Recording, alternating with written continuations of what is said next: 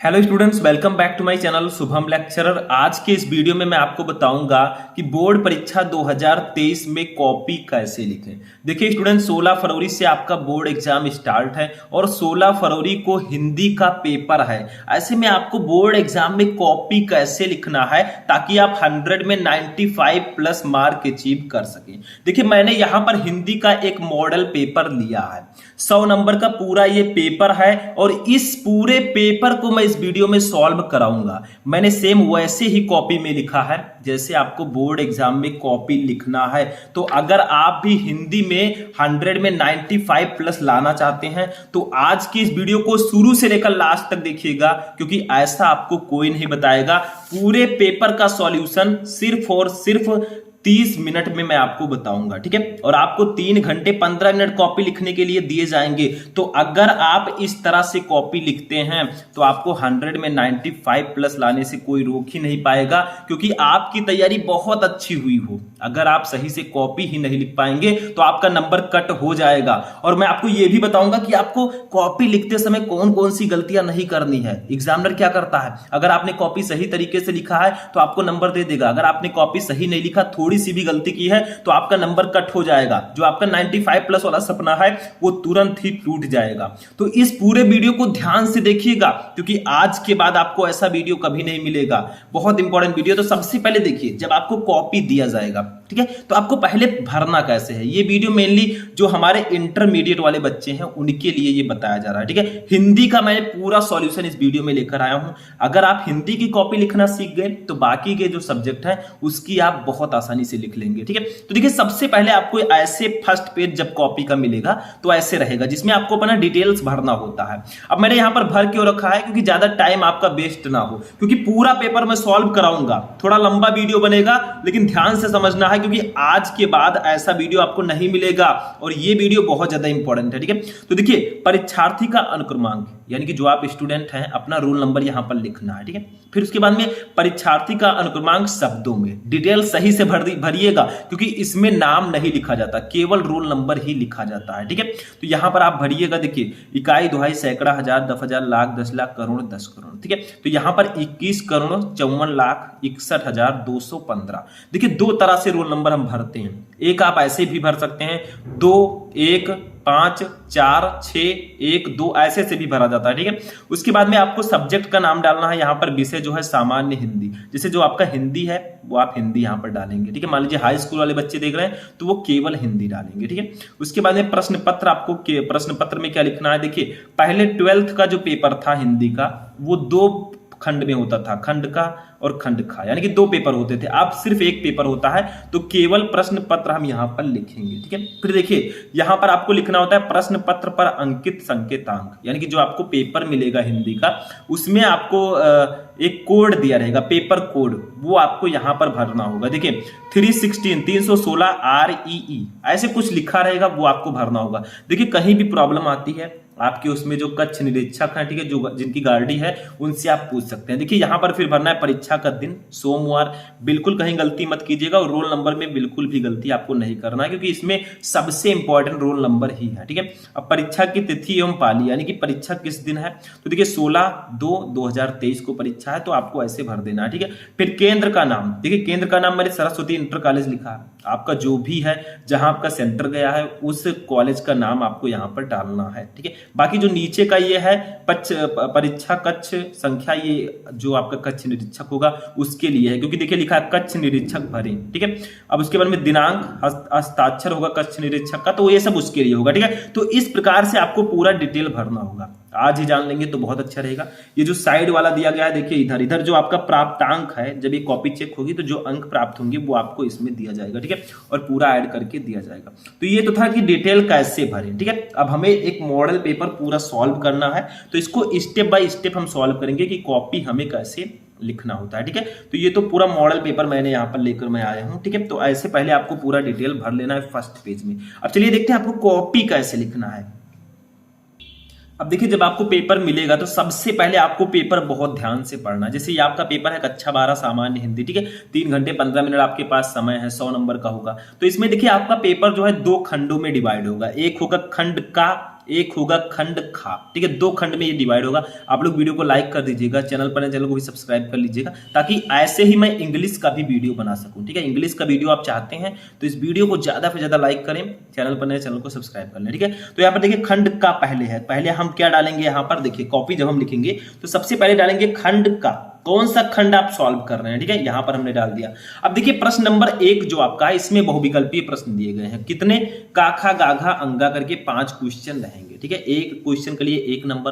तो देखिए यहां पर प्रश्नोत्तर संख्या 1, क्योंकि देखिए प्रश्न नंबर 1 है और ये का है, तो प्रश्नोत्तर संख्या 1 हम ऐसे हेडिंग डाल देंगे। देखिए प्रश्नोत्तर संख्या 1, क्योंकि आप प्रश्नोत्तर संख्या 1 को, प्रश्न नंबर 1 को सॉल्व कर रहे हैं तो प्रश्नोत्तर संख्या 1 हम डालेंगे। अगर मान लीजिए आप पहले प्रश्न 2 को सॉल्व करना चाहते हैं तो प्रश्नोत्तर संख्या 2 डालेंगे। ठीक है, उसके बाद में देखिए क्या है, अब इसका आपको बताना है, जैसे शिक्षा का उद्देश्य निबंध के लेखक है। ठीक है, तो इसके लेखक संपूर्णानंद जी हैं, तो आपको ऐसे लिखना है। देखिए प्रश्नोत्तर संख्या 1 आपने डाला, अब टोटल इसमें काखा गाघा अंगा करके 5 क्वेश्चन है, काखा गाघा अंगा। तो का कौन सा ऑप्शन चाहिए, क्वेश्चन आपको नहीं उतारना है, सिर्फ आंसर। ठीक है, तो का दूसरा ऑप्शन चाहिए संपूर्णानंद। तो देखिए का मैंने लिखा, फिर इसका 2 लिखा, फिर संपूर्णानंद लिख दिया। ठीक है, अब ये आपका बिल्कुल सही तरीका है, यानी कि आपको सिर्फ और सिर्फ आंसर लिखना है। तो देखिए का जो है सेकंड वाला ऑप्शन चाहिए संपूर्णानंद। ऐसे देखिए खा में कौन सा चाहिए, खा है लल्लू लाल की रचना है। ठीक है, तो ये प्रेम सागर है, तो सेकंड इसमें भी सही है, तो ऐसे खा का सेकंड कर देंगे प्रेम सागर। बहुविकल्पीय प्रश्न का आंसर ऐसे लिखेंगे। ठीक है, गा में पर्दा कहानी के लेखक हैं यशपाल, तो यशपाल यहां पर लिख देंगे। ठीक है, ऐसे यशपाल कर देंगे। तो ऐसे इसमें आपको ऑप्शंस लिखने होंगे। ठीक है, काखा गाघा, अभी और भी है, घा क्या है, देखिए घा वाला है हमारा आवारा मसीहा के रचनाकार हैं, तो ये है विष्णु प्रभाकर जी, तो यहां पर हम कर देंगे विष्णु प्रभाकर। ठीक है, ऐसे अंगा नंबर है हजारी प्रसाद द्विवेदी, इसका राइट आंसर होगा। ठीक है, अंगा है बाणभट्ट की आत्मकथा के लेखक हजारी प्रसाद द्विवेदी, तो इसका राइट आंसर होगा 4th। ठीक है, तो सबसे पहले मैंने एक चीज और आपको नहीं बताया, जब आप कॉपी आपको मिले ना, तो 15 मिनट जो होते हैं, जो स्टार्टिंग में पहले आपको कॉपी दिया जाता है, तो ये साइड में ऐसे लाइनिंग कर दीजिएगा। जैसे इस कॉपी में मैंने किया, देखिए ये ऐसे साइड में आप स्केल की सहायता से लाइनिंग कर दीजिएगा।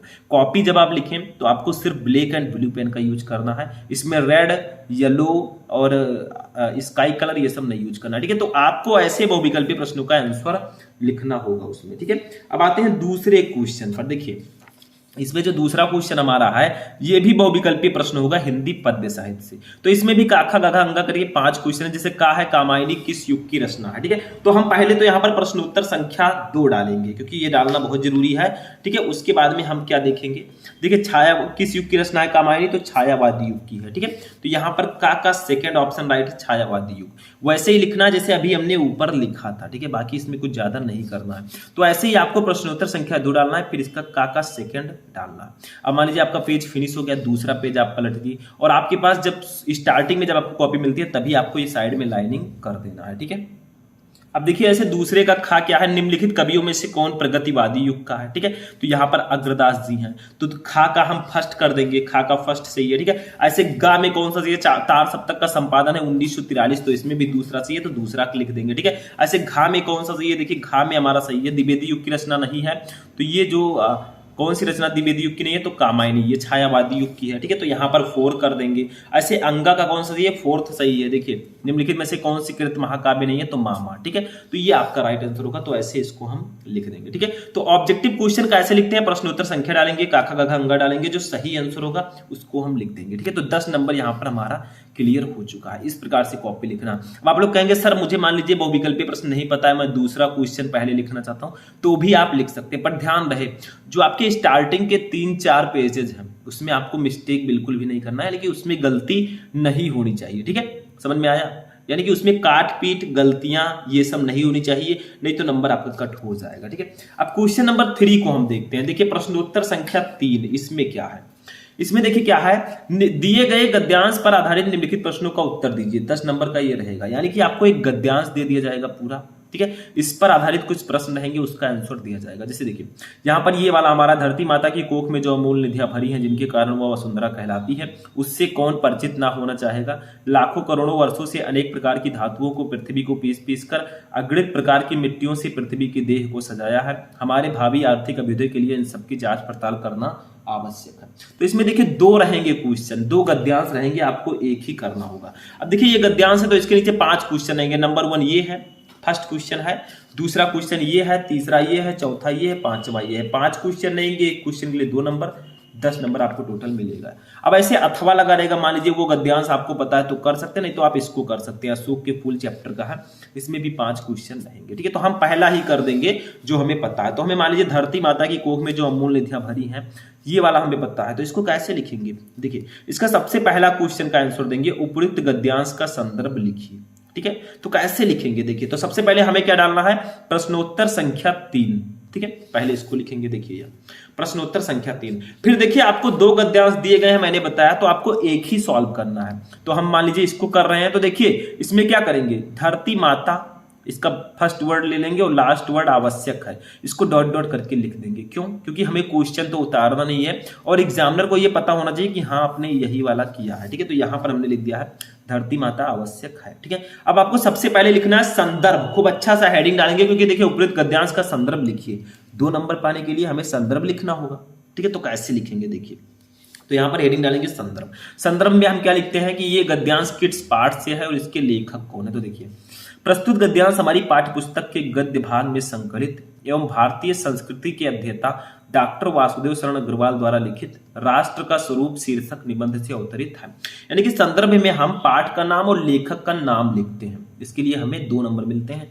तो इसमें आपको सिर्फ चैप्टर का नाम और लेखक का नाम लिखना है। आपको अगर पता है कि ये गद्यांश किस पाठ से लिया गया है तो उसको आप कर सकते हैं। ठीक है, तो यहां पर 2 नंबर हमारा यहां पर क्लियर हो चुका है। लेकिन अभी भी हमारे पास 3 क्वेश्चन, इसमें 4 क्वेश्चन है। देखिए, धरती वसुंधरा क्यों कहलाती है? तो इसका आंसर भी हमारे इसी गद्यांश में है जो मैंने अभी आपको दिखाया था। ठीक है, देखिए यहां पर लिखा है, धरती माता की कोख में जो अमूल निधियां भरी हैं जिनके कारण वह वसुंधरा कहलाती है। ठीक है, तो ऐसे इन क्वेश्चन का आंसर देना है। ऐसे नेक्स्ट क्वेश्चन देखिए, अभी मैं सबको लिखकर बताऊंगा। रेखांकित अंश की व्याख्या कीजिए। इसमें क्या है? जो ये आपकी रेखाएं हैं, जितने के नीचे रेखाएं हैं उसकी व्याख्या अपने शब्दों में करना है। ठीक है, तो इसकी व्याख्या करना है। 2 नंबर इसके लिए भी मिलेगा। ठीक है, आगे देखिए, पृथ्वी की देह को किसने सजाया है? चौथा क्वेश्चन है अभी। तो इसका आंसर क्या होगा?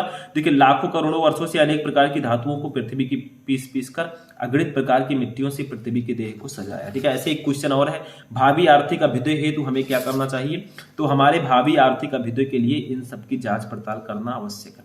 तो जितने भी क्वेश्चन है संदर्भ को छोड़कर बाकी सभी क्वेश्चन का आंसर इसी गद्यांश में रहेगा। ठीक है, तो अब इसको हम एक एक करके लिखते हैं। मैंने बता दिया कहाँ कौन सा क्वेश्चन है। ठीक है, तो देखिए दूसरा क्वेश्चन हमारा है, धरती वसुंधरा क्यों कहलाती है? तो मैंने बताया, अभी दिखाया आपको गद्यांश में, धरती वसुंधरा इसलिए कहलाती है क्योंकि धरती माता की कोख में विभिन्न प्रकार की मूल्यवान निधियां भरी हुई हैं। देखिए यहां पर आपको थोड़ा देखिए दिख रहा होगा। ठीक है, थोड़ा लाइनिंग दिख रहा होगा, लेकिन इससे आपको कोई प्रॉब्लम नहीं होना चाहिए, क्योंकि जो आपकी बोर्ड की कॉपी होगी वो थोड़ा और अच्छी क्वालिटी की होगी। आप दोनों तरफ लिखेंगे तो छपेगा नहीं, इसमें छप रहा है। ठीक है, क्योंकि ये थोड़ा दूसरी कॉपी है। तो इसमें ये हो गया, धरती माता वसुंधरा इसलिए कहलाती है क्योंकि धरती माता की कोख में विभिन्न प्रकार की अमूल्यवान निधियां भरी हुई हैं। तो 2 नंबर यहां पर भी हमारा क्लियर हो गया।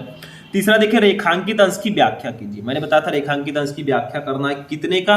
जिसके नीचे रेखाएं हैं। देखिए यहाँ पर, धरती माता की कोख में जो अमूल निधियां भरी हैं जिनके कारण वह वसुंधरा कहलाती है, उससे कौन परिचित ना होना चाहेगा? ठीक है, तो यहाँ पर हम लिखेंगे रेखांकित अंश की व्याख्या में थोड़ा अपने शब्दों में। देखिए, विद्वान लेखक ने कहा है कि धरती माता की कोख में अमूल्य रत्न भरे पड़े हैं। ठीक है, इन्हीं रत्नों के कारण पृथ्वी का एक नाम वसुंधरा, यानी कि वसुंधरा का मतलब क्या होता है? वस्तुओं, यानी कि रत्नों को धारण करने वाली, वसुओं रहना चाहिए। ठीक है, वसुओं ऐसे, या रत्नों को धारण करने वाली भी है। ठीक है, तो यहां पर भी हमारा ये नंबर क्लियर हो चुका है। आगे देखिए क्या है, 4th है, पृथ्वी की देह को किसने सजाया है? तो इसका भी आंसर इसी में है। देखिए, पृथ्वी की देह को इस पर दिन रात बहने वाली नदियों ने पहाड़ों को पीस कर असंख्य प्रकार की मिट्टियों से सजाया है। ठीक है, तो ये आपका हो जाएगा क्वेश्चन नंबर 4 का आंसर। यानी कि आपको कॉपी लिखना कैसे है, मेरे इस वीडियो को बनाने का मकसद है कि आप कॉपी बोर्ड एग्जाम में कैसे लिखेंगे। ठीक है, ये मकसद है। तो ये आपका 4th वाला आंसर हो जाएगा। अभी एक और क्वेश्चन है, इसका आंसर देखते हैं, भावी आर्थिक अभ्युदय हेतु हमें क्या करना चाहिए? चलिए इसका आंसर देखते हैं। तो देखिए इसका आंसर हो जाएगा, भावी आर्थिक अभ्युदय के लिए हमें इन सब की जांच पड़ताल करनी चाहिए। ठीक है, बस हो गया। ये आपका 5 क्वेश्चन इसका भी हो गया। ठीक है, तो इस प्रकार से अगर आप लिखेंगे आपको 10 में 10 मार्क्स पूरे मिलेंगे। ठीक है, लिखने का तरीका अच्छा होना चाहिए, क्योंकि कितनी भी जानकारी आपके पास है, अगर आप कॉपी नहीं लिख पाएंगे तो प्रॉब्लम हो जाएगी। तो गद्यांश भी सॉल्व हो गया। अब आते हैं चौथे क्वेश्चन पर, जो कि पद्यांश रहेगा। जैसे गद्यांश आता है ऐसे ही ये भी आता है। दिए गए पद्यांश पर आधारित निम्नलिखित प्रश्नों के उत्तर दीजिए। 10 नंबर, वही सेम, इसमें क्या है, कविता दी जाएगी। जैसे यह है, दुर्बलता का चिन्ह विशेष शपथ है, पर अवलाजन के लिए कौन सा पथ है। यदि मैं उकसाई गई भरत से हूं, तो पति समान ही पुत्र स्वयं भी खूं। ठहरो मत रोको मुझे कहो सुन लो, पाओ यदि उसमें सार उसे सब चुन लो। ठीक है, तो ये आपका क्वेश्चन दिया गया है। तो इसमें भी 2 रहेंगे पद्यांश, जैसे उसमें गद्यांश में 2 थे। ठीक है, ऐसे इसमें भी 2 रहेंगे। दूसरा कौन सा रहेगा उसको भी देख लेते हैं हम लोग। तो देखिए दूसरा जो हमारा रहेगा वो यहाँ पर है। ठीक है, इसके नीचे 5 क्वेश्चन है, पांचों का आंसर जीते 10 नंबर। लेकिन अथवा लगा है, देखिए यहाँ पर अथवा लगा है। एक और है, लज्जाशील पथिक महिला जो कहीं दृष्टि आवे, होने देना विकृत वसना तो ना तू सुंदरी को। जो थोड़ी सी श्रमिक वा हो ले गोद ले श्रांति खोना, होठों की यो कमल मुख की म्लानताएं मिटाना। कोई क्लांता कृषक ललना खेत में जो दिखावे, जाता कोई जलद यदि हो व्योम में तो उसे ला। धीरे धीरे परस उसकी क्लांतियों को मिटाना, छाया द्वारा सुखित करना तप्त भूतांगना को। अब इसको पढ़ने के बाद ये तो पता चल चुका होगा कि ये किस चैप्टर से है। देखिए पवन दूतिका से है, जिसको लिखा है अध्यक्ष उपाध्याय हरियोजी ने। इसके नीचे भी 5 क्वेश्चन है। उपयुक्त पद्यांश का संदर्भ पहले लिखना है, फिर रेखांकित अंश की व्याख्या लिखना है। देखिए 2 लाइनों के नीचे रेखाएं हैं, उसकी व्याख्या करनी है।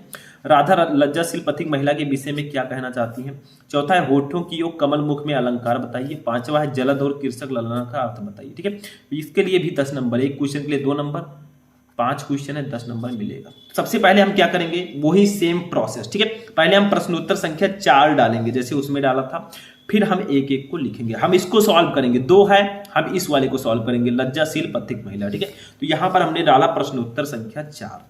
ठीक है, फिर यहां पर क्या करेंगे, लज्जाशील करके, देखिए यहां पर जो फर्स्ट वर्ड है लज्जाशीला, लास्ट है भूतांगना को। ठीक है, तो ऐसे लिख देंगे लज्जाशीला, लास्ट में लिख देंगे भूतांगना को। ठीक है, ये डाल दिया। अब सबसे पहला क्वेश्चन लिखेंगे। मैंने बताया ये क्यों डाला जाता है ऐसा, क्योंकि एग्जामिनर को पता चले कि हाँ आपने यही वाला किया है। ठीक है, फर्स्ट है, उपयुक्त पद्यांश का संदर्भ लिखिए। तो इसका संदर्भ लिखना है, किस चैप्टर से किस पार्ट से लिया गया। देखिए हम लिखेंगे, प्रस्तुत पद महाकवि अयोध्या सिंह उपाध्याय हरियोध द्वारा रचित प्रिय प्रवास से हमारी पाठ्य पुस्तक पद्य भाग में संकलित पवन दूतिका शीर्षक काव्यांश से उद्धृत है।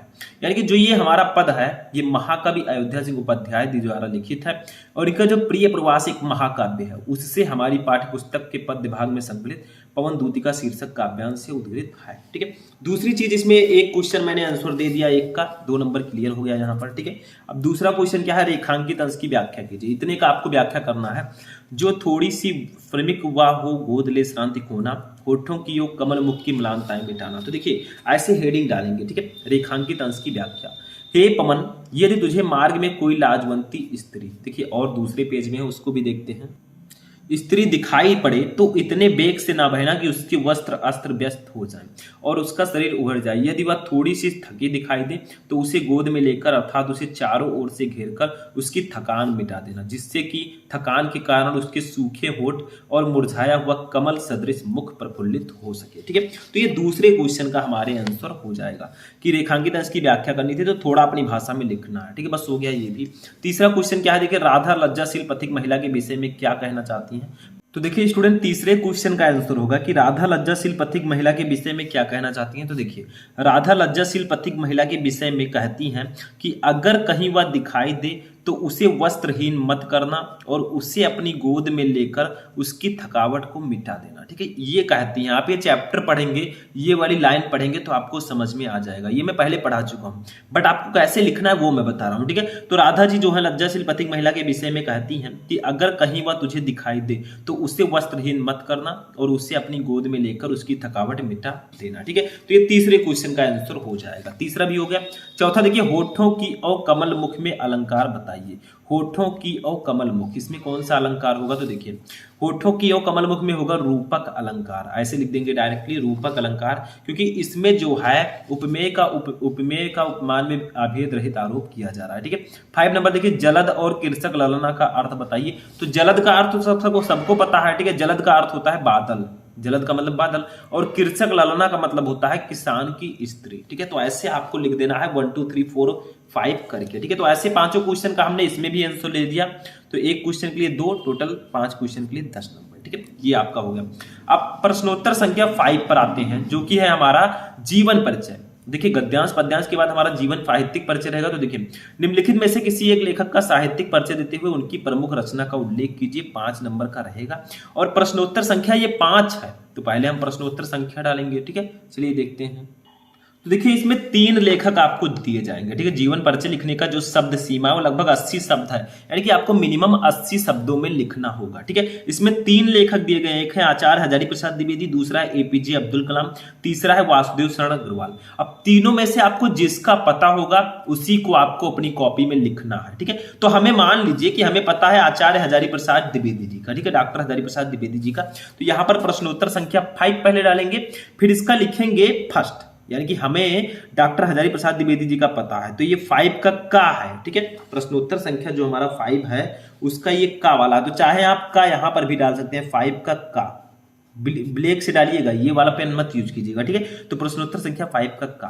तो देखिए डॉक्टर हजारी प्रसाद द्विवेदी ऐसे हेडिंग डालेंगे, फिर इसमें हम लिखेंगे जीवन परिचय, क्योंकि साहित्यिक परिचय पूछा गया है, लेकिन हम पहले थोड़ा सा जीवन परिचय लिख देंगे। ठीक है, तब साहित्यिक परिचय लिखेंगे, क्योंकि साहित्यिक परिचय देते हुए आपको कृतियां लिखनी है, तो इनके जन्म और मृत्यु के बारे में थोड़ा सा लिख देंगे। देखिए 2-4 लाइन। आचार्य हजारी प्रसाद द्विवेदी का जन्म सन 1907 ईस्वी को बलिया जिले के दुबे के छपरा नामक ग्राम में हुआ था। इनके पिता का नाम अनमोल द्विवेदी और माता का नाम ज्योतिषमती था। ठीक है, द्विवेदी जी सरयू पारेण ब्राह्मण थे। इनके बचपन का नाम वैद्यनाथ द्विवेदी था।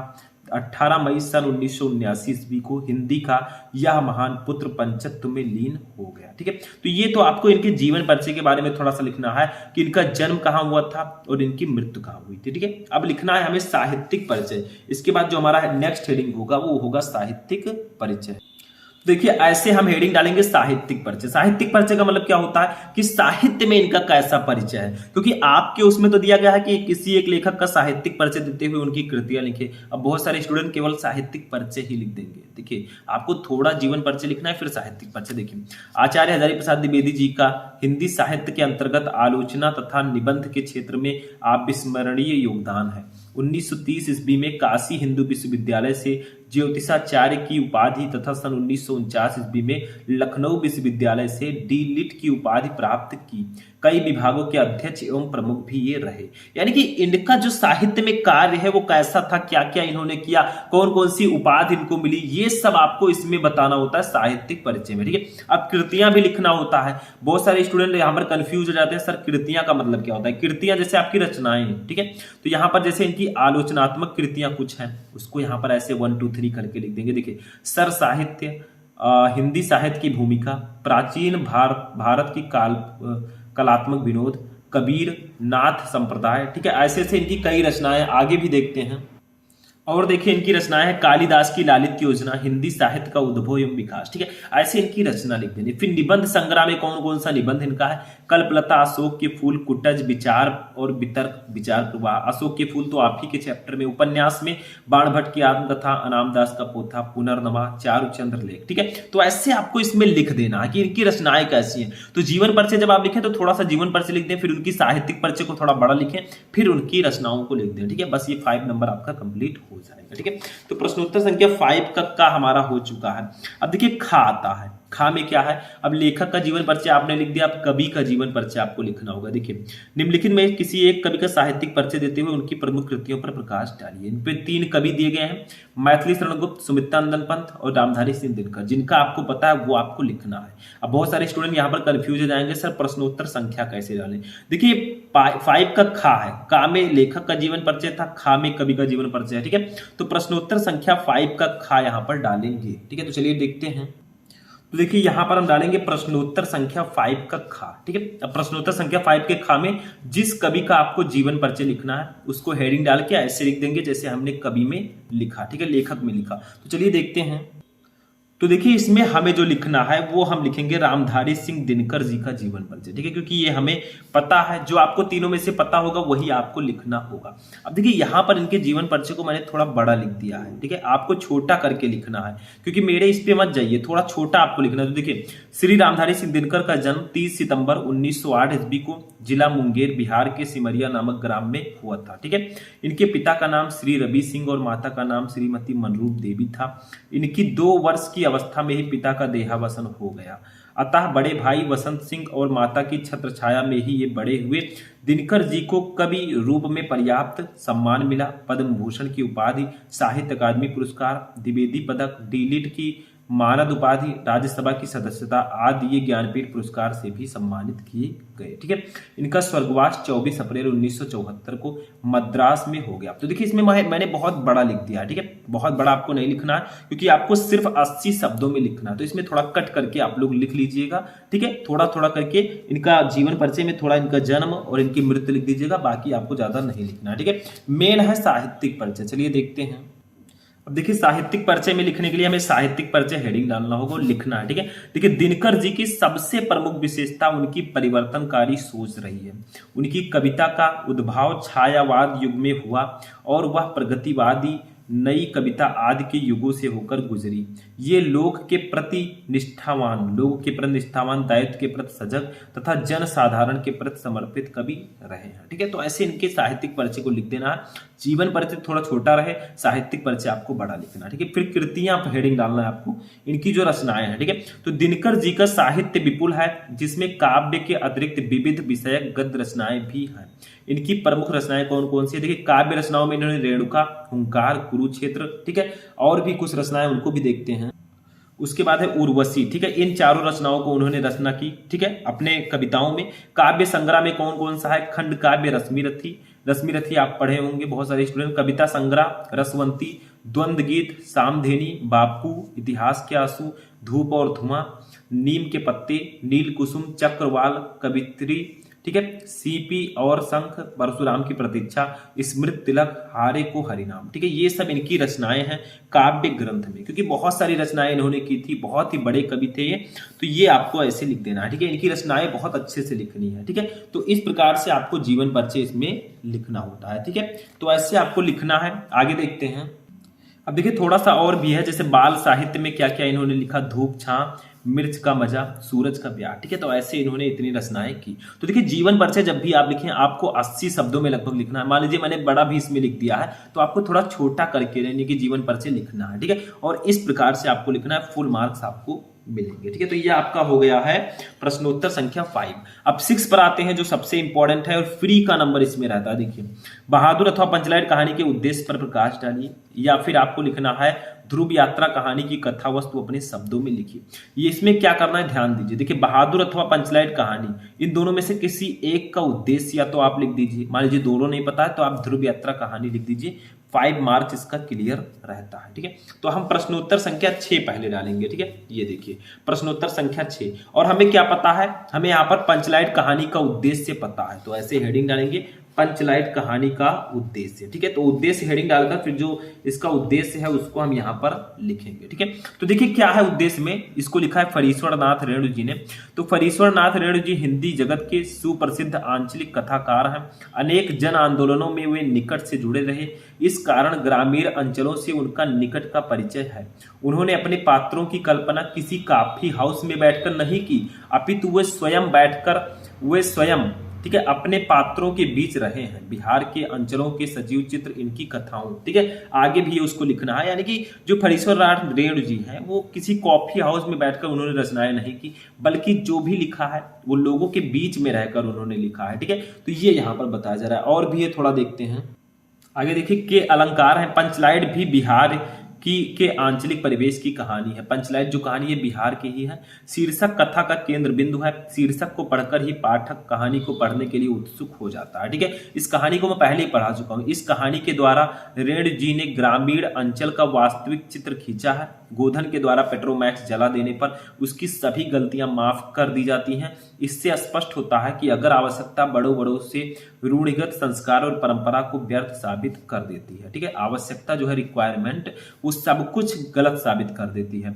कथानक संक्षिप्त, रोचक, सरल, मनोवैज्ञानिक और यथार्थवादी है। इसी केंद्रीय भाव के आधार पर कहानी के एक महत्वपूर्ण उद्देश्य को स्पष्ट किया गया है। ठीक है, इस प्रकार पंचलाइट जलाने की समस्या और उसके समाधान के माध्यम से कहानीकार ने ग्रामीण मनोविज्ञान का सजीव चित्र उपस्थित कर दिया है। ग्रामवासी जाति के आधार पर किस प्रकार टोलियों में विभक्त हो जाते हैं और आपस में, ठीक है, और आपस में ईर्ष्या द्वेष युक्त भावों से भरे रहते हैं, इसका बड़ा ही सजीव चित्रण इस कहानी में हुआ है। ठीक है, रेण जी ने यह भी दर्शाया है कि भौतिक विकास के इस आधुनिक युग में भी भारतीय गांव और कुछ जातियां कितने अधिक पिछड़े हुए हैं। कहानी के माध्यम से रेण जी ने अप्रत्यक्ष रूप से ग्राम सुधार की प्रेरणा भी दी है। ठीक है, तो इसमें आपको सिर्फ 80 शब्दों में लिखना है। ठीक है, मैंने आपको बताया लगभग 100 शब्दों में होगा, तो आपको 80 शब्दों में लिखना है। ऐसे लिखिए ताकि 80 वर्ड उसमें कंप्लीट हो जाए, बस ज्यादा बड़ा नहीं लिखना है। ठीक है, तो पूरी कहानी इस प्रकार से आप उद्देश्य को लिख सकते हैं।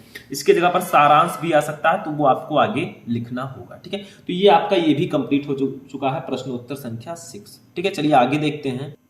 अब देखिए प्रश्नोत्तर संख्या 7 पर आते हैं। इसमें क्या है, देखिए खंड काव्य, स्वपठित खंड काव्य के आधार पर किसी एक खंड के एक प्रश्न का उत्तर दीजिए।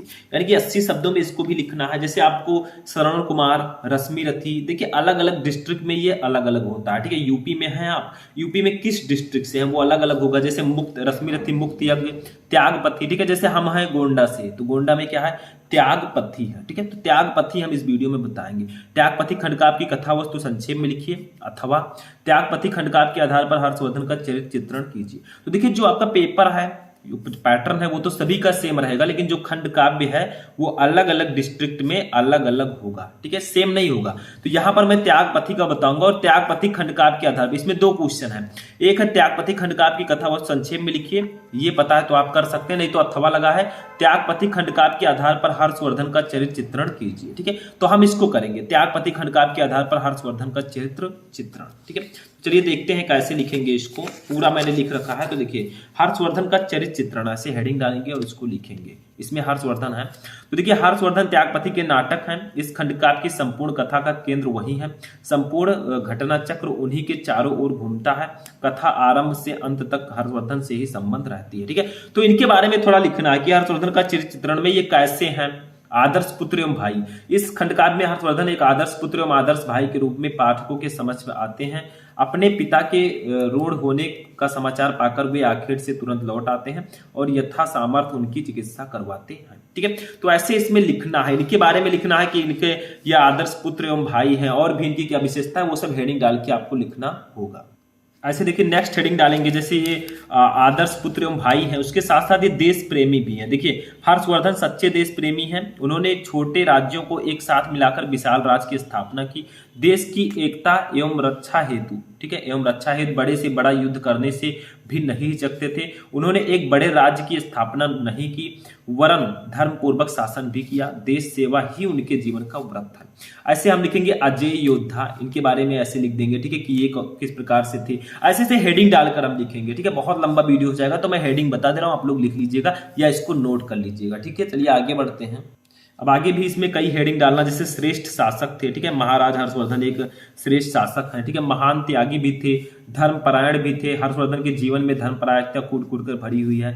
कर्तव्यनिष्ठ एवं दृढ़ निश्चय वाले थे। ठीक है, तो ऐसे ऐसे करके हेडिंग डाल के इनके बारे में पूरा आपको लिखना है। ठीक है, जिस प्रकार से मैंने बताया, आप जिस भी डिस्ट्रिक्ट से है उसके अकॉर्डिंग आपको लिखना है। ठीक है, चलिए आगे देखते हैं क्या है।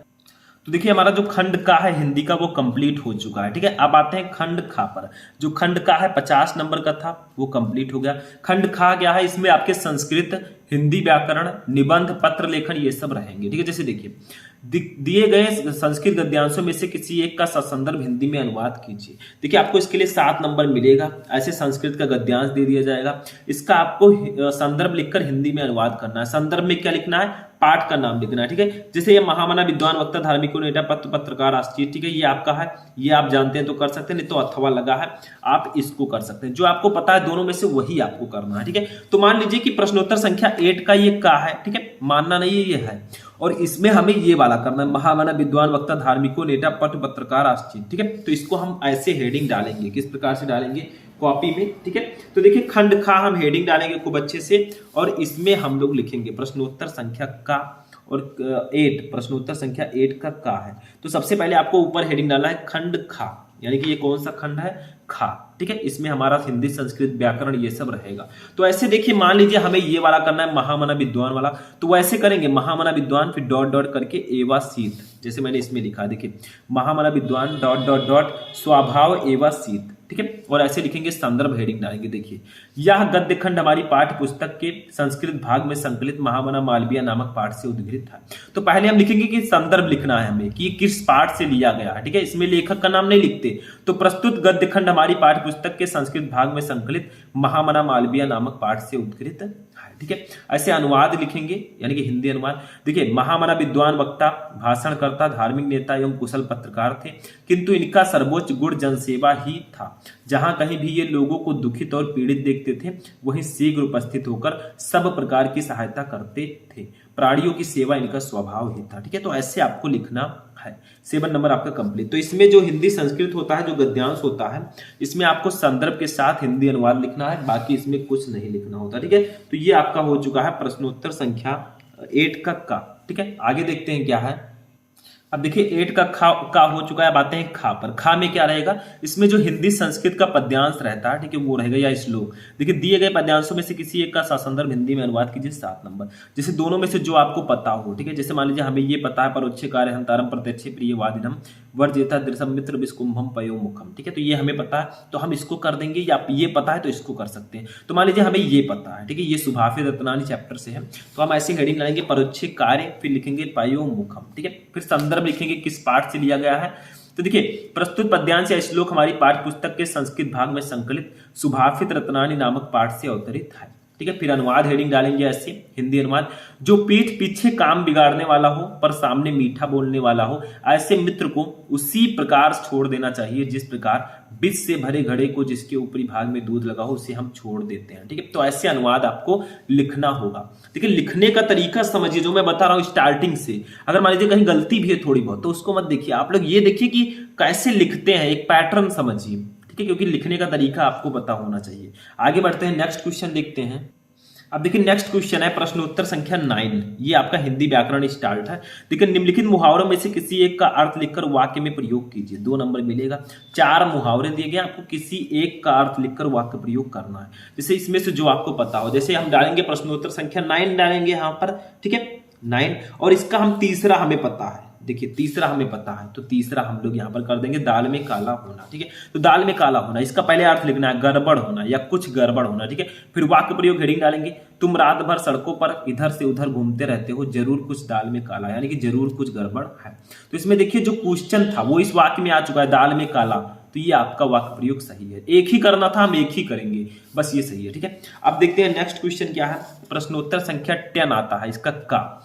निम्नलिखित शब्दों को के संधि विच्छेद के सही विकल्प का चयन कीजिए। ठीक है, जैसे आपका तथापि में कौन सा संधि विच्छेद है, तो इसका जो सही है वो आपको लिखना है। जैसे तथा धन अब सही है, तो इसको सही कीजिए। ठीक, ऐसे ऐसे दो क्वेश्चन और रहेंगे। ठीक है, तो पहले प्रश्नोत्तर संख्या 10 डालेंगे हम लोग। 10 का आप यहां पर भी डाल सकते हैं या यहां पर डालें, कोई प्रॉब्लम नहीं। ठीक है, तो फर्स्ट वाले का हमारा कौन सा सही है, देखिए फर्स्ट वाले का हमारा बी सही है, तो यहां पर बी लिख देंगे, जैसे हम स्टार्टिंग में हमने हिंदी के बहुविकल्पीय प्रश्नों में किया था। ठीक है, तो फर्स्ट में हमारा बी सही है। ऐसे दूसरा है परमेश्वरा का कौन सा संधि विच्छेद सही है, तो इसका देखिए सी सही है, तो हम यहाँ पर सी लिख देंगे। ठीक है, ऐसे थर्ड देखिए, गायिका का गय धन का सी सही है, तो इसमें हम सी कर देंगे। ठीक है, बस हो गया। तो ऐसे ही आपको इसमें लिखना होता है, इस पे मात्रा नहीं रहेगा। ठीक है, गय धन का, तो ये आपका संधि विच्छेद हो गया प्रश्नोत्तर नंबर 10 का। ठीक है, आगे देखते हैं क्या है। अब देखिए, नेक्स्ट क्वेश्चन हमारा है प्रश्नोत्तर नंबर 10 का खा। ठीक है, ये खा है। इसमें क्या है, विभक्ति और वचन दिए गए शब्दों में की विभक्ति और वचन है। जैसे आत्मना में विभक्ति और वचन है, कौन सी विभक्ति है, कौन सा वचन है, 4 ऑप्शन रहेंगे, जो सही है वो आपको लिखना है। तो देखिए, इसका राइट आंसर क्या होगा, इसका हम लोग प्रश्नोत्तर संख्या 10 डालेंगे। इसका खा यहां पर भी आप डाल सकते हैं, चाहे इस प्रकार से डालें, कोई प्रॉब्लम। ठीक है, तो फर्स्ट का देखिए, इसमें 2 ऑप्शन सही है, इसमें ए भी सही है और बी भी है। षष्ठी विभक्ति एकवचन और पंचमी विभक्ति एकवचन। देखिए, षष्ठी विभक्ति एकवचन ए भी सही है और डी भी सही है। ठीक है, इसमें ए डी दोनों सही है, तो ए लिखेंगे और यहां पर डी कर देंगे। ठीक है, ए डी दोनों सही है, लेकिन ऐसा एग्जाम में नहीं होगा, ध्यान रखिएगा। एग्जाम में एक ही क्वेश्चन सही होगा, यहां पर दोनों कर दिया गया है क्योंकि 2 सही था, इसीलिए मैंने लिख दिया। लेकिन एग्जाम में एक ही ऑप्शन सही होगा, उसी को आपको लिखना होगा। ठीक है, अभी मान लीजिए मैं दोनों नहीं करता, तो बहुत सारे बच्चे कहते सर इसमें तो दोनों था, आपने एक ही टिक किया। ऐसे दूसरा नाम नान में विभक्ति और वचन है, तो इसमें सही आंसर क्या होगा, ऑप्शन नंबर 2 का कौन सा, षष्ठी विभक्ति बहुवचन। ठीक है, तो इसका राइट आंसर होगा षष्ठी विभक्ति बहुवचन, इसमें सी वाला ऑप्शन राइट होगा। ठीक है, तो यहां पर सी कर देंगे, दूसरे का हम यहां पर सी ऐसे लिख देंगे। ठीक है, तो इस प्रकार से लिख दीजिएगा, तो आपका ये सही होगा। समझ में आया, तो ये भी क्वेश्चन हो गया। आगे बढ़ते हैं, प्रश्नोत्तर संख्या 11 पर आते हैं। ठीक है, देखिए 11 पर आते हैं। 11 नंबर हमारा है, निम्नलिखित शब्द युग्मों का सही अर्थ चयन करके लिखिए। ये शब्द युग्म है, जैसे देखिए वसन व्यसन, इसका सही अर्थ क्या होगा? आपके पास ऑप्शंस होंगे इसमें भी। ठीक है, जैसे उसमें थे संधि विच्छेद में, वैसे इसमें भी 4 ऑप्शंस आपके पास है। देखिए जैसे वस्त्र और आदत, विस्तार और अवधि, ऐसे सी वाला आपका सही है इसमें। अंबुज, अंबुद में कौन सा सही है इसमें? देखिए यहाँ पर आप देख सकते हैं, फर्स्ट का हमारा सी सही है। पहले प्रश्नोत्तर संख्या 11 का क डालेंगे, फिर फर्स्ट का सी सही है, वस्त्र और आदत। सेकंड का बी सही है, जल और कमल। देखिए ये वाला सही है, इसको हम ऐसे कर देंगे। ठीक है, बी वाला ऑप्शन राइट होगा। तो ऐसे ही आपको करना होगा। ऐसे देखिए हमारा खा आता है। ठीक है, प्रश्नोत्तर संख्या 11 का खा, निम्नलिखित शब्दों में से किसी एक शब्द के 2 अर्थ लिखिए। देखिए 4 शब्द दिए गए हैं, किसी एक शब्द का 2 अर्थ लिखना है जो आपको पता हो, अनेकार्थी शब्द। ठीक है, तो हमें पता है अंबर का, तो अंबर का हम लिख देंगे। अंबर को हम आकाश भी कहते हैं, वस्त्र भी कहते हैं। ठीक है, तो एक शब्द के 2 अर्थ ये हो चुके हैं, तो ऐसे ही आपको इसमें लिखना होगा। ठीक है, हो गया, ये भी समझ में आ गया। आगे देखते हैं। अब देखिए इसमें प्रश्नोत्तर संख्या 11 का ग आता है। देखिए निम्नलिखित वाक्यांशों के लिए एक शब्द का चयन करके लिखिए। जैसे देखिए जो आंखों के सामने हो, उसे हम प्रत्यक्ष बोलेंगे। ठीक है, जानने की इच्छा रखने वाला जिज्ञासु, तो ऐसे इसमें भी लिख देंगे प्रश्नोत्तर संख्या 11 का ग। फर्स्ट का इसका बी सही है, सेकंड का सी सही है, तो ऐसे लिख देंगे। देखिए प्रश्नोत्तर संख्या 11 का ग, फर्स्ट का बी सही है प्रत्यक्ष, सेकंड का सी सही है जिज्ञासु, ऐसे लिख देंगे, बस हो गया। ठीक है, तो इसमें भी कुछ खास नहीं है, बहुत ही सिंपल सा है, ऐसे आपको लिखना है। ऐसे देखिए घा वाला आता है, ध्यान से समझिएगा एक एक लाइन। ठीक है, देखिए निम्नलिखित में से किन्हीं 2 वाक्यों को शुद्ध करके लिखिए। 4 वाक्य दिए गए हैं, वाक्य संशोधन है। ठीक है, इसमें चारों में गलती है, किन्हीं 2 को आपको सही करके लिखना है। ठीक है, तो चलिए हम लिखते हैं। प्रश्नोत्तर संख्या 11 का घ डालेंगे, इसमें हम फर्स्ट और सेकंड वाले को करेंगे। ठीक है, इसमें देखिए तुम तो कुर्सी पर बैठे हैं, देखिए इसको लिख देंगे तुम तो कुर्सी पर बैठे हो, हाय की जगह पर हो कर देंगे, बस सही हो जाएगा। ठीक है, तुम के साथ हो लगेगा। अच्छा दूसरा है, इस सरोवर में अनेकों कमल खिले हैं, तो इसमें गलती क्या है? अनेकों नहीं लिखना, हमें सिर्फ अनेक लिखना है। तो इस सरोवर में अनेक कमल खिले हैं। ठीक है, अब ये आपका आंसर सही होगा। तो इस प्रकार से आपको सही करके लिखना होगा। चलिए आगे बढ़ते हैं, क्या है अब देखिए नेक्स्ट देखते हैं। हमारा आता है प्रश्नोत्तर संख्या 12, ये सबसे इंपॉर्टेंट है। इसके जो 6 नंबर होते हैं, 2 नंबर रस, 2 नंबर छंद, 2 नंबर अलंकार, इसके 6 नंबर एकदम क्लियर होते हैं। जैसे देखिए वीर रस अथवा हास्य रस का स्थायी भाव के साथ उदाहरण परिभाषा लिखिए। यानी कि आप वीर रस या फिर हास्य रस, दोनों में से किसी एक का परिभाषा के साथ उदाहरण लिखना है। तो हम लिखते हैं यहाँ पर प्रश्नोत्तर संख्या 12 का डालेंगे, फिर हास्य रस का हम लिखेंगे। देखिए हास्य रस का स्थायी भाव हास है, जब हास नामक स्थायी भाव विभाव, अनुभव और संचारी भाव से संयोग करता है तो हास्य रस कहलाता है। उदाहरण लिख देंगे, नाना वाहन नाना वेशा विहसे शिव समास निर्देखा, को मुखहीन विपुल मुख काहू, बिन पद कर को बहुपद बाहु। ठीक है, लिख दिया हमने, बस हो गया। हमें परिभाषा के साथ उदाहरण लिखना, हमने लिख दिया, 2 नंबर क्लियर। ठीक है, ऐसे अलंकार में देखिए श्लेष अथवा उत्प्रेक्षा अलंकार का लक्षण अथवा उदाहरण लिखिए, दोनों में से किसी एक का। ठीक है, तो यहाँ पर 12 का खा डालेंगे और उत्प्रेक्षा अलंकार का हम लिख देंगे। जो हमें पता है वही हमें यहाँ पर लिखना है। ठीक है, तो उत्प्रेक्षा हमें पता है, उत्प्रेक्षा लिखेंगे। देखिए जहां उपमेय में उपमान की संभावना की जाए वहां उत्प्रेक्षा अलंकार होता है, जहां उपमेय में उपमान की संभावना की जाती है वहां उत्प्रेक्षा अलंकार होता है। ठीक है, बस हो गया। इसका उदाहरण देखते हैं क्या है। अब देखिए इसका उदाहरण होगा, सोहत ओढ़े पीट पटु, श्याम सलोने गात, मनो नीलमण सैर पर आपत्य पर्यो प्रभात। ठीक है, ये इसका उदाहरण हो जाएगा जो बहुत ज्यादा इंपॉर्टेंट है। तो इस प्रकार से आपको इसका एग्जाम्पल लिख देना है। ठीक है, सिंपल सा है। देखिए सोहत ओढ़े पीट पट, श्याम सलोने गात, मनो नीलमल सैर पर आपत्य पर्यो आतप्य पर्यो प्रभात। ठीक है, बस हो गया। तो 12 का खा हमारा हो गया रस छंद अलंकार। चलिए नेक्स्ट देखते हैं। अब देखिए ये भी हमारा हो गया। देखिए इसका गा देखते हैं, दोहा अथवा सोरठा छंद का मात्रा सहित लक्षण लिखिए। यानी कि दोहा या सोरठा किसी एक का आपको उदाहरण लिखना है और उसका मात्रा भी गिनना बताना। तो देखिए हम यहाँ पर दोहा लिख रहे हैं। देखिए दोहा अर्ध सम मात्रिक छंद है, इसमें 4 चरण होते हैं। इसके पहले और तीसरे चरणों में 13-13 मात्राएं और दूसरे तथा चौथे चरण में 11-11 मात्राएं होती हैं। उदाहरण लिखेंगे, मेरी भव बाधा हरो राधा नगर सोई, जा तन की झाई परे श्याम हरित दुत हुई। ठीक है, इसकी मात्राएं गिनना भी आपको बता देना, थोड़ा दर्शा देना। देखिए जैसे इसमें देखिए 2 2 4 1 5 1 6 1 7 1 8 2 10 11 2 13, पहले चरण में 13 है, तीसरे चरण में भी 13 है, दूसरे चरण में देखिए 2 2 4 2 6 1 7 1 8 2 10 11, दूसरे और चौथे चरण में 11-11 मात्राएं। तो ये आपका सही उदाहरण होगा। ठीक है, तो ऐसे इसमें लिखना होता है आपको रस छंद अलंकार में। ठीक है, तो सब कुछ समझ में आ गया, ऐसे आपको उदाहरण लिखना है। चलिए आगे बढ़ते हैं, नेक्स्ट देखते हैं क्या है। अब देखिए नेक्स्ट हमारा है, बैंक में खाता खोलने के लिए बैंक प्रबंधन को आवेदन पत्र लिखिए 13 नंबर। ठीक है, या मान लीजिए आपको नहीं पता तो अथवा लगा है। शहर में फैली संक्रामक बीमारी की तरफ जिलाधिकारी का ध्यान आकर्षित करने के लिए आवेदन पत्र या प्रार्थना पत्र लिखिए 6 नंबर। ठीक है, तो पत्र कैसे लिखेंगे, हम लिखेंगे किस पर, शहर में फैली संक्रामक बीमारी की तरफ जिलाधिकारी का ध्यान आकर्षित करने के लिए। तो देखिए शहर में फैली संक्रामक बीमारी के लिए जिलाधिकारी को पत्र, ठीक है, ऐसे लिखेंगे। फिर लिखेंगे सेवा में मुख्य चिकित्सा अधिकारी मेरठ, ठीक है, जिलाधिकारी मेरठ। विषय शहर में फैली संक्रामक बीमारी। महोदय, मैं आपका ध्यान क्षेत्र के प्राथमिक स्वास्थ्य केंद्र पर संक्रामक बीमारियों से बचाव के लिए इस्तेमाल की जाने वाली जरूरी दवाइयों की कमी और की ओर आकर्षित करना चाहता हूं। पूरे क्षेत्र में हैजा, डेंगू, ज्वर, मलेरिया, टीबी, क्षय तथा पीत ज्वर जैसे संक्रामक रोग अपने चरम बिंदु पर हैं। इस कारण प्राथमिक स्वास्थ्य केंद्र पर पीड़ितों की संख्या निरंतर बढ़ रही है। ठीक है, लेकिन और आगे भी लिखना है आपको, आवश्यक दवाइयों के अभाव में डॉक्टर उचित इलाज नहीं कर पा रहे हैं। वही डॉक्टरों द्वारा पीड़ित को इलाज हेतु बाहर से लिखी जा रही दवाइयां इतने ऊंचे मूल्य पर मिल रही हैं जो आम जन की पहुंच से बाहर है। ठीक है, इस कारण पीड़ितों की संख्या में कमी नहीं आ पा रही है। अतः आपसे अनुरोध है कि इस मामले को संज्ञान में लेते हुए यथाशीघ्र समुचित दवाइयों को उपलब्ध कराने का कष्ट करें। ठीक है, कष्ट करें ताकि पीड़ितों को जरूरी इलाज समय पर मिल सके और समय रहते स्वास्थ्य लाभ ले सके। फिर ठीक है, फिर लिखना धन्यवाद सहित। देखिए टॉपिक कोई भी हो, आपको लिखने का तरीका मालूम होना चाहिए। धन्यवाद सहित भौदिये जो लिख रहे हैं मदन गोपाल खैर नगर मेढक, दिनांक आपको लिख देना है। ठीक है, ऐसे लिख देना है, बस हो गया। तो ये आपका हो जाएगा पत्र लेखन। ठीक है, समझ में आया। तो इसमें कुछ खास नहीं होता, ये आपको समझ में आ चुका होगा। चलिए लास्ट देखते हैं क्या है हमारा।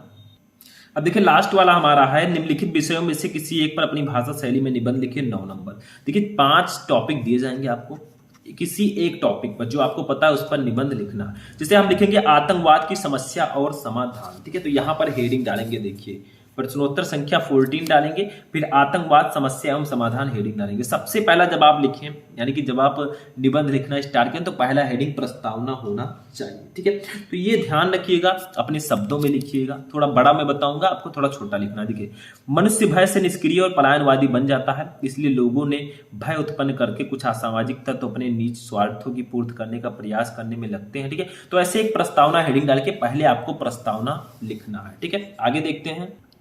फिर देखिए हम लिख रहे हैं आतंकवाद के लिए निबंध। ठीक है, तो सबसे पहले उसके बाद हेडिंग प्रस्तावना के बाद जो हेडिंग रहेगा वो रहेगा आतंकवाद का अर्थ, यानी कि इसका अर्थ क्या है आखिर आतंकवाद का। ठीक है, तो देखिए आतंकवाद, आतंक प्लस वाद से बने इस शब्द का अर्थ सामान्य अर्थ है।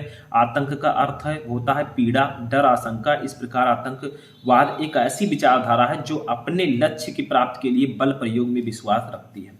ऐसा बल प्रयोग प्राय विरोधी वर्ग, समुदाय या संप्रदाय को भयभीत करने और उस पर अपनी प्रभुसत्ता स्थापित करने की दृष्टि से किया जाता है। आतंक, मौत, त्रास ही इसके लिए सब कुछ होता है। आतंक का यह नहीं जानते कि आतंकवादी यह नहीं जानते कि कौन कहता है कि मौत को अंजाम होना चाहिए, जिंदगी को जिंदगी का पैगाम होना चाहिए। ठीक है, तो ये आतंकवादियों को नहीं पता है।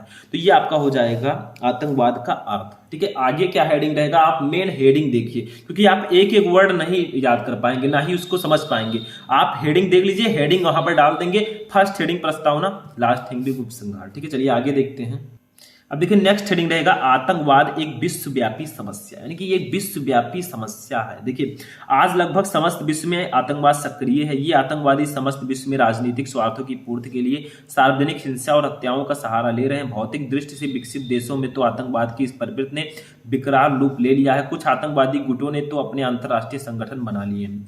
जेसी स्मिथ अपनी बहुचर्चित पुस्तक legal control of international terrorism में लिखते हैं कि इस समय संसार में जैसा तनावपूर्ण वातावरण बना हुआ है। ठीक है, फिर हम हेडिंग डालेंगे भारत में आतंकवाद। भारत में, हमारे इंडिया में क्या है आतंकवादी, क्या वो है। ठीक है, महत्व देखिए स्वाधीनता के पश्चात भारत के विभिन्न भागों में अनेक आतंकवादी संगठनों द्वारा आतंकवादी हिंसा फैलाई। ठीक है, आगे देखते हैं। फैलाई गई, इन्होंने बड़े बड़े सरकारी अधिकारियों को मौत के घाट उतार दिया। फिर जिम्मेदार कौन है इसका, ठीक है, ये भी थोड़ा देख लेते हैं। आतंकवादी गतिविधियों को गुप्त और अप्रत्यक्ष रूप से प्रत्यय देने वाले अमेरिका भी अंततः अपने खोदे हुए गड्ढे में खुद ही गिर गया। राजनैतिक मुखौटी में छिपी उसकी काली करतूतें अविश्वसनीय रूप से उजागर हो गई जब उसके प्रसिद्ध शहर न्यूयॉर्क में 11 सितंबर 2001 को वर्ल्ड ट्रेड टावर पर आतंकवादी हमला हुआ। अन्य देशों पर हमले करवाने में अग्रण इस देश पर हुए इस वर्जताप पर सारा संसार अचंभित रह गया। ठीक है, फिर लिखेंगे आतंकवाद के विविध रूप। भारत के आतंकवादी गतिविधि निरोधक कानून 1985 में आतंकवाद पर विस्तार से विचार किया गया है और आतंकवादी को 3 भागों में बांटा गया। ठीक है, ऐसे ऐसे 3 भागों में बांट दिया गया। फिर लिखेंगे आतंकवाद का समाधान। इसका समाधान कैसे हम कर सकते हैं? ठीक है, ऐसे हेडिंग डालेंगे और लिखेंगे थोड़ा बहुत कि भारत में विषमतम स्थिति पर पहुंचे आतंकवाद के समाधान पर संपूर्ण देश के विचारकों और चिंतकों ने अनेक सुझाव रखे, किंतु यह समस्या अभी भी अनसुलझी ही है। अब देखिए इसके बारे में थोड़ा और हम लिखेंगे। फिर लास्ट हेडिंग जो हमारा होगा, सबसे इंपॉर्टेंट हेडिंग, वो होगा उपसंहार। ठीक है, इसमें क्या लिखेंगे? यह एक विडंबना ही है कि महावीर बुद्ध, गुरु नानक और महात्मा गांधी जैसे महापुरुषों की जन्मभूमि पिछले कुछ दशकों में सबसे अधिक अशांत हो गई है। देश की 139 करोड़ जनता ने हिंसा और सत्ता को स्वीकार करते हुए इसे अपने दैनिक जीवन का अंग मान लिया है। भारत के विभिन्न भागों में हो रही आतंकवादी गतिविधियों ने देश की एकता और अखंडता के लिए संकट उत्पन्न कर दिया है। आतंकवाद का समूल नाश ही इस समस्या का समाधान है। ठीक है, तो यहां पर हमारा पूरा पेपर फिनिश होता है। देखिए पूरा पेपर मैंने आपको बता दिया, थोड़ा टाइम लगा। ठीक है, बहुत सारे स्टूडेंट छोड़कर भाग भी गए होंगे। तो इस प्रकार से अगर हिंदी की कॉपी लिखेंगे, आपको 100 में 95 प्लस लाने से कोई नहीं रोक सकता। ठीक है, तो आज का ये इंटरेस्टिंग वीडियो यहीं पर फिनिश होता है। कैसा लगा आपको वीडियो कमेंट करके बताइएगा। इस वीडियो को लाइक कीजिएगा, चैनल को सब्सक्राइब कर लीजिएगा और इस वीडियो को अपने दोस्तों के साथ भी शेयर कर दीजिएगा ताकि उनको भी इसका बेनिफिट मिल सके। ठीक है, तो चलिए हम मिलते हैं किसी नेक्स्ट वीडियो में नेक्स्ट टॉपिक के साथ। तब तक के लिए जय हिंद।